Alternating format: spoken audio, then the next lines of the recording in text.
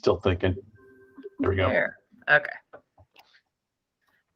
So, David, let's start out and talk a little bit about why you have decided to make this leap to go from council member to mayor. What do you think might be different about the role of mayor that as opposed to your longtime service on the council?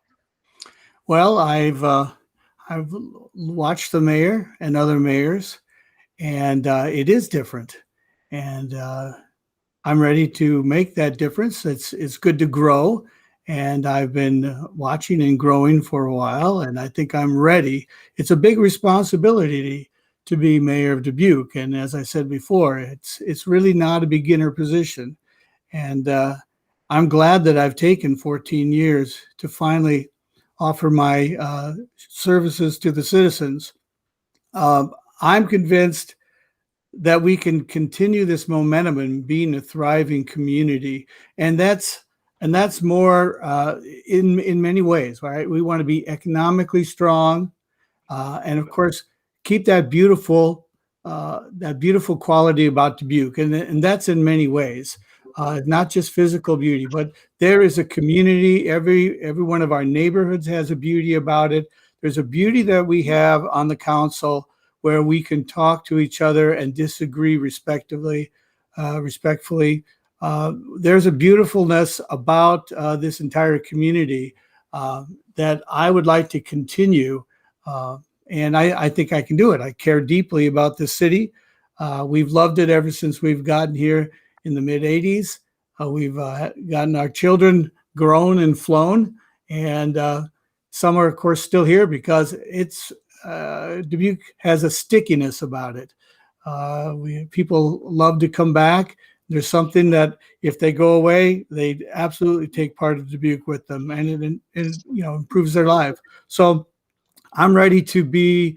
I've watched the mayor, and he did what I would like to do, and I think that like Nelson Mandela, leaders speak last, and the mayor did that as well. You listen. So you spend the time listening because great leaders are great listeners. So I've been listening and learning from the people and from all about the city. It's an amazing place, and so much going on. So much I didn't realize when I first ran 14 years ago. I was blessed really to go through the orientation with Dirk Voetberg, who we talked quite a bit. And he also inspired me to be, I would say, more independent. And he let me know that it was important that we have 7 opinions up there and we come together, but it's important to express your opinion and be independent minded as he was. And I didn't always agree with Dirk, but I did agree with that. And ever since then, I've been independent. I think it's important to be independent, nonpartisan. We need to bring people together and not be so obvious about, oh, this is, any kind of partisan politics. It's all about the citizens. And that's another reason that I, am so strongly convinced that the Imagine Dubuque plan is the way forward for the next 10 years. So again, last night I talked about to the citizens, your city, your ideas. And so we need to listen and learn, and then take our city in a positive direction. Okay, and you were part of the group that crafted the Imagine Dubuque, that strategic plan going forward. Talk a little bit about that process. Well, Imagine Dubuque is such a great strategic plan because there was so much outreach. First of all, they took their time. We were very fortunate to have a professional company come in. We had a grant, and we had a professional data-driven analysis from the input. And then we also had an inclusive citizen task force that worked for 2 years. And we got over 12,000 ideas from 6,000 people. And it's just an amazing thing we need to continue. We need to continue this outreach. Another thing I mentioned last night is turning outreach into action. This is, the first part of my campaign, I talked about myself and why I am distinguished against the competitors. Now it's just down to two. And I want to make sure that the citizens know it's not about me, right? It's about them. So that's where I'm focusing right now is talking about we need to put their ideas into action and all ideas. So I guess we all win when all voices are heard. And we've been trying to do that, and it's challenging. We see the same 50 to 100 people come before us at the council. But that's not how we want to govern. We want to reach out. We don't just go to selected, people who are probably going to vote and talk to them, because actually 80% of the people are probably not going to vote on November 2nd. But it's still important what their ideas are and how they feel and what they want to do with the city. So I think Imagine Dubuque is the right way to go forward. And when you were talking about acting independently, can you give us an example over the last few years of votes that you've taken, positions you've taken that might have been on the short end of a 5-2 vote, or an opinion that maybe wasn't held by your colleagues? One of those times where you had to respectfully disagree. Well, I think it was very telling in the budget process. We got near the end, and this is before we got any COVID relief money. And the choice was Mr. Van Milligan gave the council two choices on a budget number. One was smaller and one was larger. And I asked him right there from the table, I said, Mr. Van Milligan, do both of these budgets, do they accurately, do they address our goals and priorities? And he said, yes. He says they both do a good job in covering our goals and priorities. Well, I was the only person on the council to vote for the lower number. And in fact, some people wanted to spend even more money on social programs. Well, I get it that those are important, but balance is important as well. That's one thing that I've done, and that's pretty typical. That even though we come together, and there's a lot of 7-0 votes because we come together and we talk about our goals and priorities. It's important as mayor to support those goals and priorities. But the difference and the importance about being independent is not what the goals and priorities are, but how you achieve them. So how you achieve them is always what I'm thinking about. I think I'm independent in that I like to talk to other people and so who I know have a different point of view. I also do my own research and of quality, websites, and I really get into discussion. I go down a rabbit hole sometime about these topics. And so that is one that is most recent. But I think there are others. Usually, if it's 6-1 or 5-2, I at least say, well, let's think about this. I also like to. I also was a 5-2 when we talked about a zoning issue that I thought recently needed another 30 days or another 2 weeks at least for citizens to come forward to express their opinion on a zoning issue. I thought we were early in the process of talking to citizens.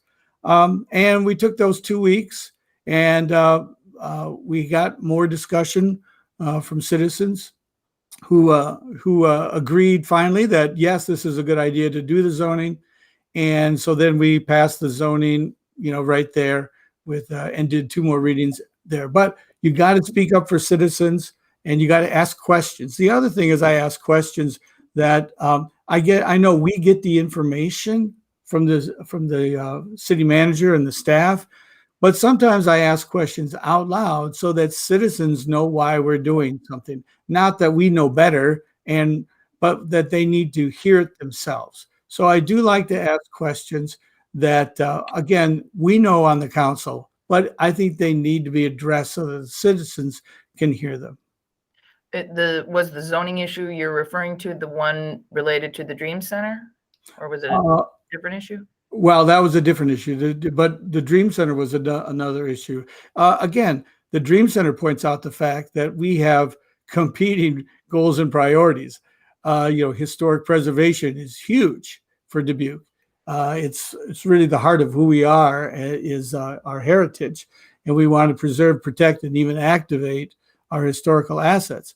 But the Dream Center and what they're doing is so important. So that's one of those situations where, city council members are often 60-40, one way or the other.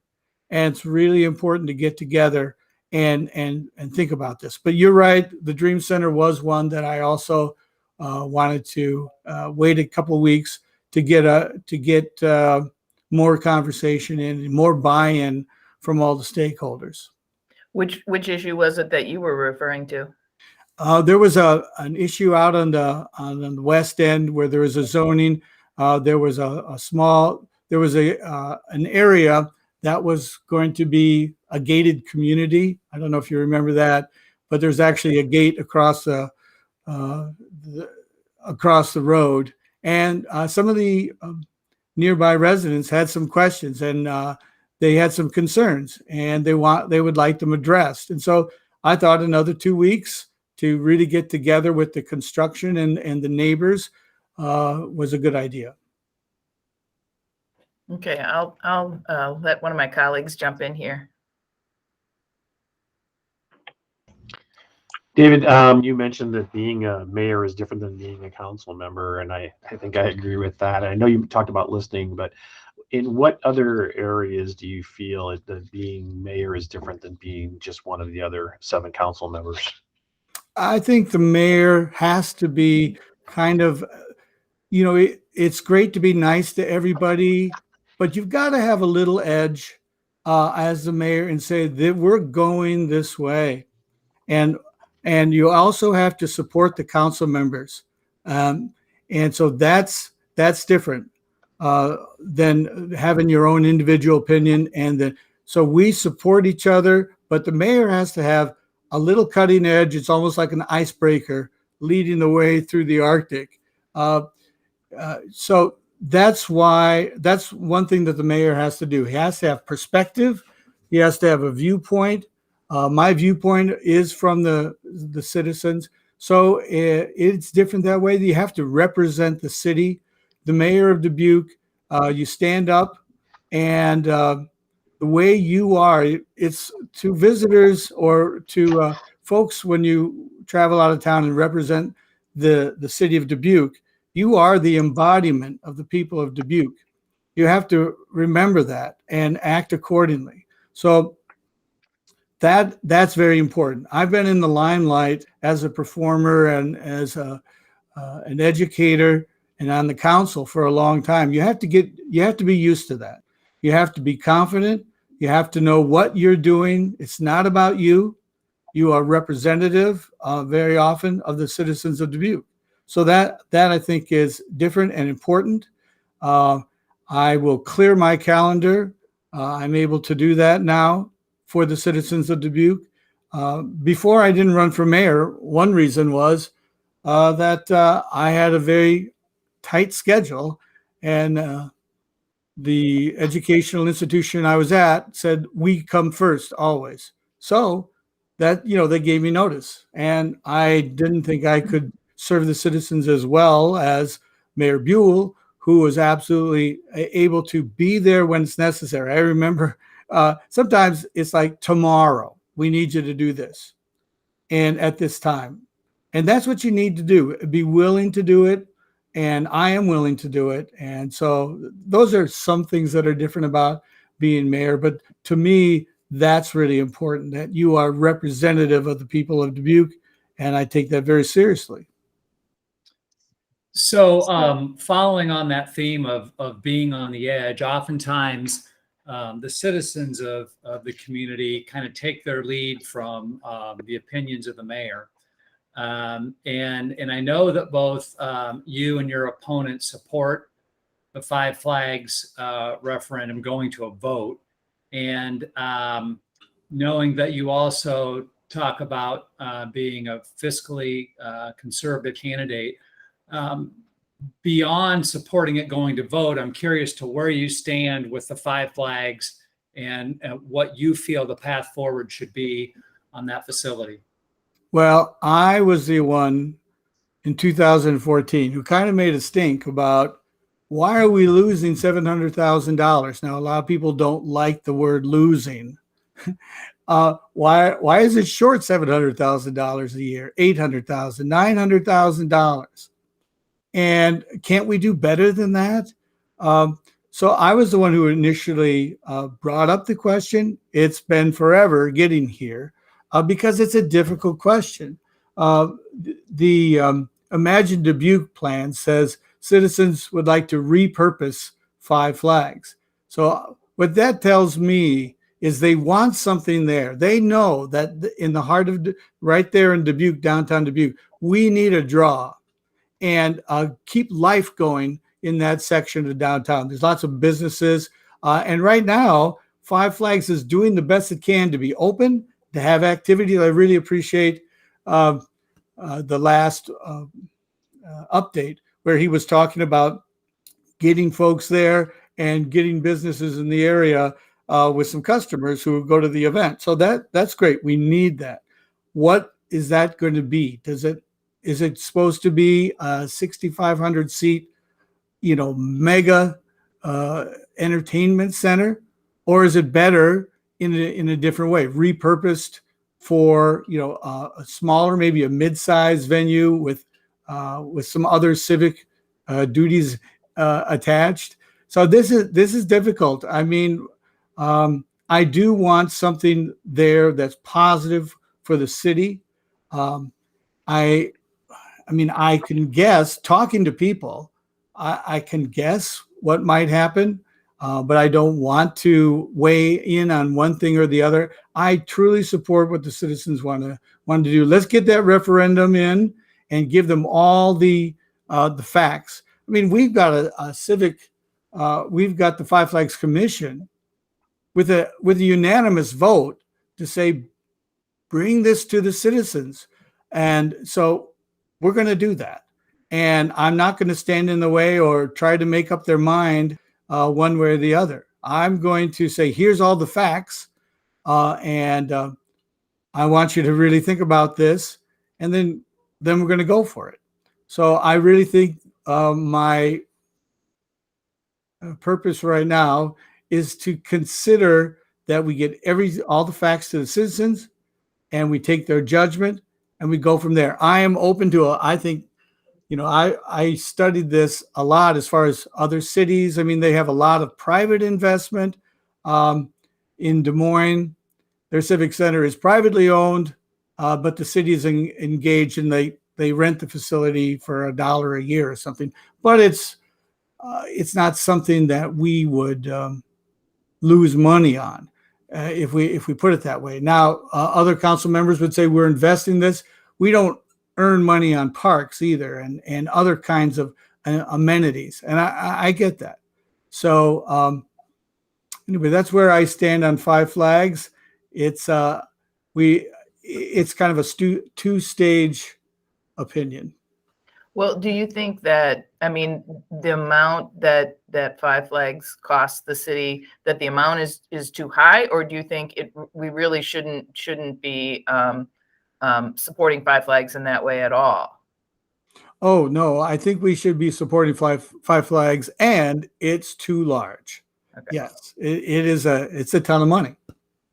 I suspect that the citizens of Dubuque want their cake and eat it too. They want a facility that can bring the national acts to town, but they don't want to pay for it. We'll see. I mean, again, we will see. Thank you. David, what is it? Sorry, Dustin, you can go ahead. Okay. What is it? I mean, you talk about, I think you threw out that number of 80% of people not voting. What is it that you would say to them that differentiates you from your opponent or even from Mayor Buell to get them to vote? To get them to vote.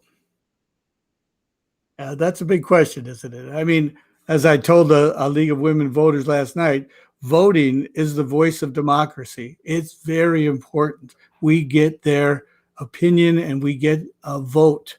I'm glad everybody votes, whether they vote for me or not. Of course, I have my opinion about that, but voting is so important. So how I distinguish myself from my opponent, I talked about that quite a bit last night. And I think there's a big difference between the two of us. Mostly, who has experience, I think, is very important for this position. And so I've got 14 years experience, but not only that, I have a wealth of other professional experience, including leading at a nonprofit music school, leading in the arts community. I have a fiscal responsibility and independent thinking track record. This is something I don't just talk about. People can see and know that I have been one who has always said, is there a way that we can do this without spending as much money? And also independent thinking. I am probably the most likely to break away from the pack. Now, together, I support our goals and priorities. Again, how we do it is where I sometimes differ. Those are the ways that I'm different. As far as different from the mayor, we all are different and have different personalities. And I can only say good things about the mayor. The mayor and I haven't always agreed, and sometimes, well, let's just leave it at that. I mean, when you work with somebody for 14 years, you're going to disagree with them sometimes. I think that we've kept it mostly at a very professional, collegial level, and that's the way it should be. That disagreement should not be taken personally. So I guess I hesitate to talk about. I haven't thought about how I'm different from the mayor. I'm not running against the mayor.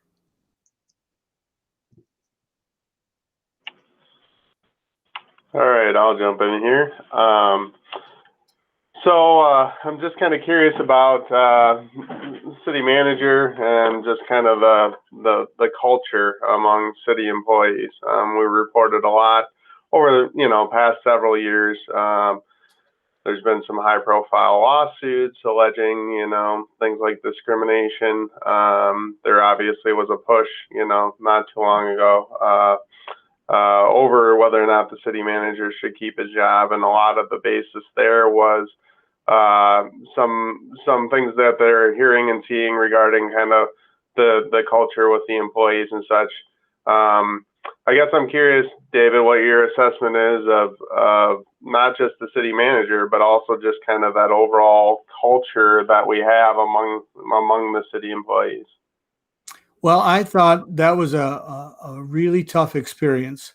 And it's one of the things I'm going to point to when it's all said and done. One of the best things I did for the citizens of Dubuque was hang tough to make sure that we have excellent managerial and the city staff for the citizens of Dubuque delivering services, and for the employees of the city, that we have competent leadership who cares. I think one of the best things that come out of that situation was we have new methods of talking about and talking to the city manager, 360 evaluation. We didn't have that before. I'm glad that we didn't do, I think, what was just bad judgment. We have a difficulty and a disagreement, and there's a problem, and so we're going to fire somebody. Wait a minute, that's the first step. We have a management team with a long track record of making Dubuque a wonderful place, and there's a problem, and the first thing we're going to do is fire the person. I just think that was a mistake. And I'm glad I hang tough because we need to improve that situation. And we did. Some of this was, I can't talk about what was in closed session. I have a legal and ethical duty not to talk about some things. But I think we have had, we've gone through improvements. It is the employee, right now, the city of Dubuque is like a lot of businesses. The employees are stressed. COVID is tough. Wearing a mask all day is tough. The fire and the police officers being understaffed is tough. And just being any first responders, anybody who works with the public, it's tough right now. And we've had to freeze positions, and now we are gradually unfreezing positions. I think things will get better. So I think things are definitely on the uptick for city employees in the future. Once we stomp out COVID and we get going again in doing, we have wonderfully enthusiastic employees, but anybody can be worn down. And so I know we've had that situation. They work very hard for the citizens. And now we're doing what we can to relieve that pressure on them. And we're also doing what we can to get rid of COVID and keep our employees safe. And to clarify, so you mentioned the 360 evaluation. So when we talked with you 2 years ago, you said there really wasn't an opportunity for the people who work for the city manager to provide feedback as to his performance. But that's changed, and the 360 evaluation does just that, where people who are within the culture, within that work in that environment, are providing feedback. Yes, and we have a new HR manager for the city, and she was hired with special skills to talk about and address employees and higher level, how to address your, how to deal with your bosses. She has special training in that and how to get feedback and what to do with that feedback. That's part of the 360. So those are the two things that I think were really significant about that time. We got a new HR director who is really trained in that issue. And then we also have this 360 in a way to help employees talk about their frustrations at work. Well, we can't get through an editorial board meeting without talking about parking downtown. So Right. Kind of want to hear your take on that. And I think particularly in light of, as you mentioned, some of the changes of COVID, and certainly we've seen big changes since that. If we're talking about the parking ramp, the proposed parking ramp, the deal with Heartland and with Cottingham and Butler, a lot has changed in the 2 years since that deal was inked. And we can look around. I've got an empty parking lot behind me that didn't used to be empty, and one across the street. So is there an opportunity there to revisit that in light of the fact that the way we work has changed? Well, there's absolutely an opportunity. If all partners in this agree that they would like to change it, I'm all for that already. But that's important. I think the bigger issue is, are we going to unilaterally pull out of an agreement when our city has relied on partnerships? We've got a great business community, nonprofit community who would like to partner with us. And we typically leverage city involvement at like 10 to 20% of these activities that we partner with. So we get a lot of private investment for our involvement. And so the idea, are we going to pull out unilaterally from a parking ramp, which is good infrastructure, that got a 7-0 vote 2 years ago? I think that would be the bigger mistake, just to say, wait a minute, we're not sure about this anymore. But I think it's great to say, hey, let's come together. We can think of something mutually beneficial for all involved. Especially, there's a lot of great technology as far as parking is concerned. Dubuque did a study just a few years ago, and there was a myriad of ideas talking about how to maximize our parking stalls in Dubuque. And I think that can be part of the discussion. I think we do need some kind of parking, additional parking in the Millwork district. It's going to be growing. You know, we just had the game out at Dyersville. If you build it, they will come. And they won't build it if there's not adequate infrastructure. So I think if we are smart and get federal and state grants to be part of this and say, we are very open to a change in this plan that's mutually beneficial. That's the way to go. We will, that's where I am on the parking issue. I do think we need some more parking for that Millwork district to go. Does it have to be there? Does it have to be 500 stalls? Well, as of now, yes. But I am open to coming together for everybody who signed that contract and see if we would like to do a new deal. But if they don't, then we really need to say, especially the citizens of Dubuque are represented by us, and the citizens of Dubuque pay their bills, and they follow through with their contracts. So I just think that would be a bad thing all around to just unilaterally say, you know what, no. If you set aside this particular arrangement, how would you respond to somebody who questions just the aesthetic of what it means to have 7 parking ramps in a, 2-mile area? When you go to other communities, does it seem like the downtown looks kind of parking heavy to you, or do you think that doesn't bother you? No, the aesthetic does, especially what I don't like right now. Nobody's thrilled about this. I don't like such a huge building right next to our beautiful courthouse. And I've seen plans that it's almost as tall as the roof of the courthouse. Holy cow. I have, well, it's closed session, so I can't talk about that. But let's say I might have suggested some different ways of building that so it's not as big, as tall, and not so close to the courthouse. And I'm not sure what your question is anymore. I'm sorry. Just about the aesthetics. We've had some commentary, some letters and stuff that talk about just what other towns our size don't have this many parking ramps concentrated, and in a city that does appreciate its architecture and its buildings, what does that do to our downtown aesthetic?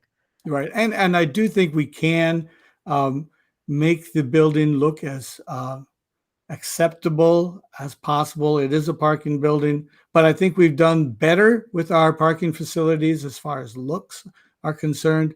So I think that's important to do. And I think that would be part of the plan.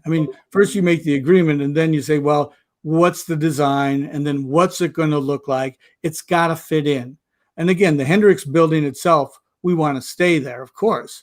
And that's going to be actually, that's a really nice facility. And that might be a good spot for a lot of different things, including, Ms. Farber talked about agreements between the city and the county. That might be a nice place for the county to use. But again, that's down the road a bit.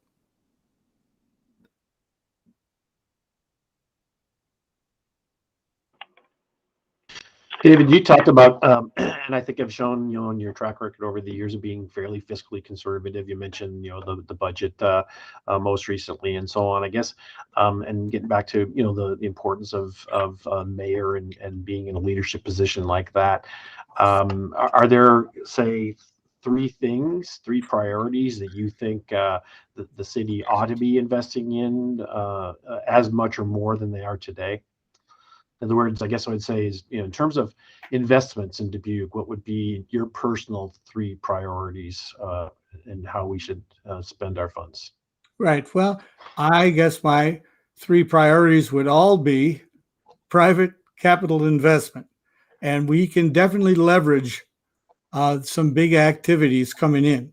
But I think we definitely, one of my pillars of my platform is build on our financial strength. So you talk about 3 things. I want to talk about a low tax rate, our debt reduction policy, which I talked about for a long time. And finally, in 2015, I talked to Luis, and he and I really stuck together on we really need a debt reduction policy, and convinced some other council members to go with us.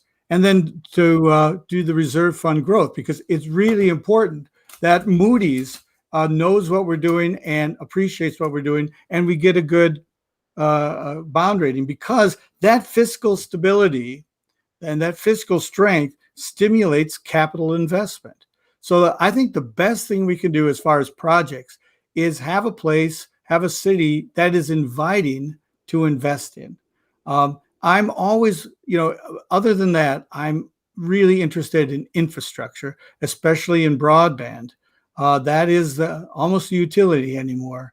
And it's broadband for all. That's the other thing. I mean, I've got nice broadband here. Well, great.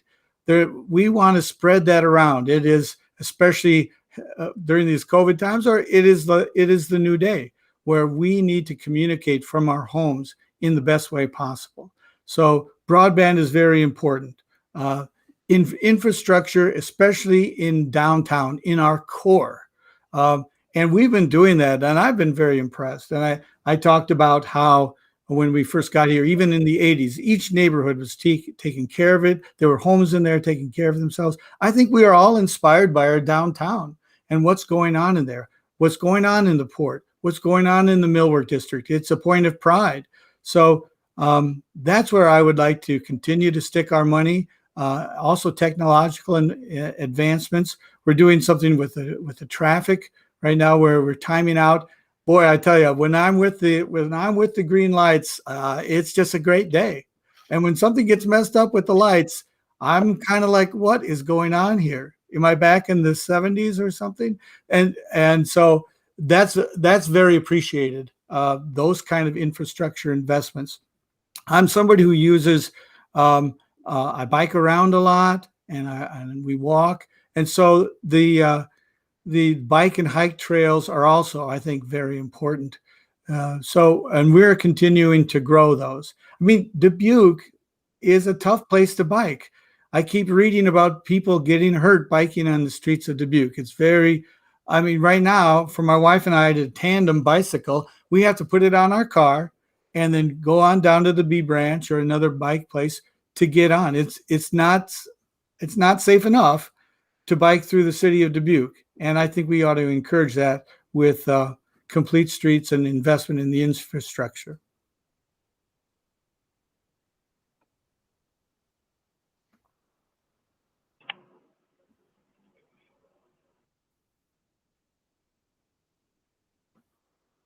Are you jumping in, Dustin? I'm sorry, I'm having some technical issues. So one other thing I kind of wanted to ask about, obviously one of the larger developments that's kind of in the process is the city looking to acquire the land out off the Southwest Arterial, future industrial park space.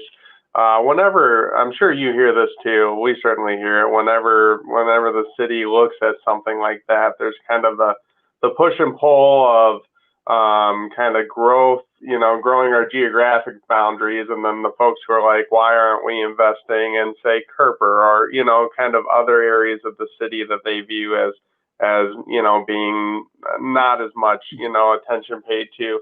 How do you, as the mayor, how would you kind of weigh those, kind of what sometimes seems like competing priorities, and how do you explain to residents, those kind of moves? Well, I say we can do both, and it's not either or. I mean, Kerper is available and a great property for the right business, for the right venture.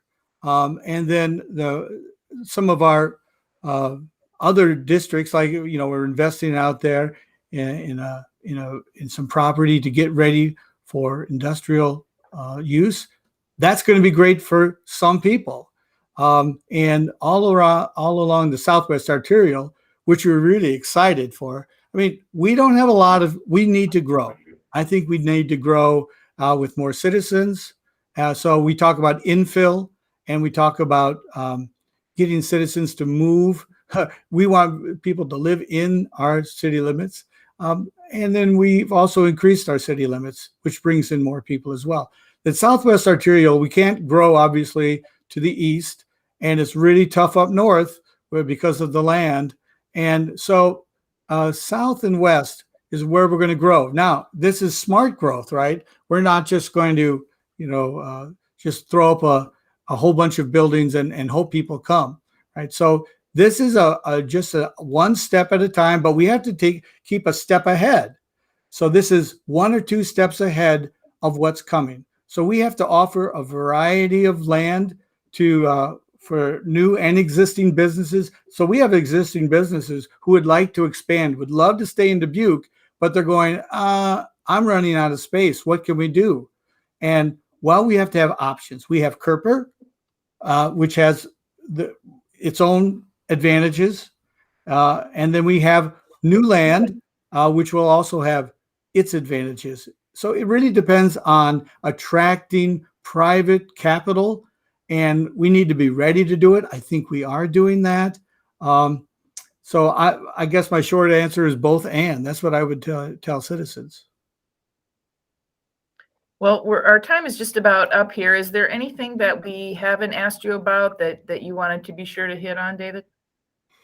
Well, I guess that I've worked very hard. I take it back to me again, which is, I try not to do.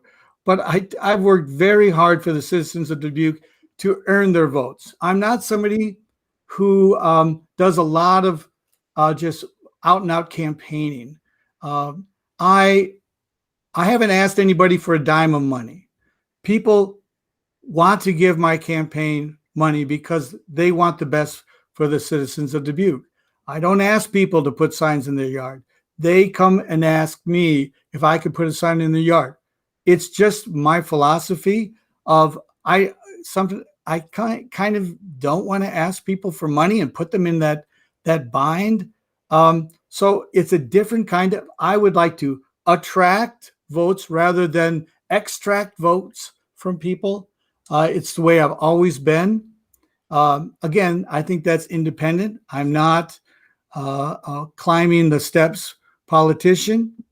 I'm not, I don't think I'm overtly partisan. I'm for everybody. I remember not putting signs in my yard because as soon as you put a sign in your yard for somebody in these days, people think, half the people think you don't agree with what they do, or you don't matter to them. It does matter. It's absolutely important to bring Dubuque together as a community. And you need somebody who can see both sides and a way forward for us that brings the whole community with them. So I think that I'm the person for that. I have the experience, the commitment to this area, and I'm used to representing, and I look forward to it. I know how important it is to Dubuque to have a good functioning government and businesses and citizens who support what the city is doing, who's proud of what they do. I mean, we get a lot of word of mouth people coming. People say, we live in a great city. Why don't you live here? That's what we need. I read where 60% of millennials, the job is not what brings them to the area. It's the amenities. It's the feeling in the community. Like their voice is important.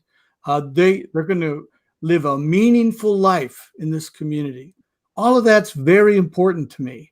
And so I've learned a lot. I don't think I would have said that 14 years ago because I I've been enlightened by my service and by my contact with Dubuque citizens, and I'm really excited about the future.